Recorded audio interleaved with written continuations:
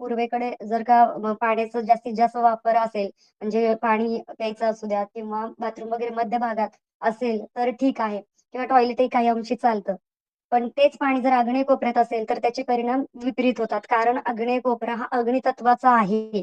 तिथं अग्नी आहे आणि जर तुम्ही तिथं प्यायच्या पाण्याचा नळ किंवा बाथरूम किंवा टॉयलेट असेल, तर ते पाणी तिथं गेल्यावर अग्नीवर तुम्ही पाणी मारल्याचा तिथं संस्कार होतो. म्हणजे तिथं एक दोष निर्माण होतो आणि त्याच्यामुळे घरामध्ये अनावश्यक खर्च होणं आणि अनेक म्हणजे कारणं किंवा बऱ्याच वेळेस तर असं बघून येतं, की लहान मुलांचं आजारपण वाढत जात असतं किंवा तिथले वयस्कर कायम आजारी असतात आणि त्याच्यावर त्यांचा खूप खर्च होतो.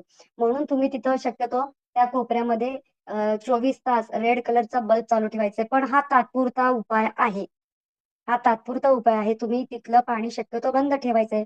समजा आता एखाद्याच्या प्यायच्या पाण्याचा नळ आहे, तर तुम्ही एक करू शकता, की प्यायचं पाणी भरलं, की तो नळ बंद ठेवायचा, तिथली जागा कोरडी ठेवायची दिवसभर शक्य तितकं कोरडं तिथं राहिलं पाहिजे.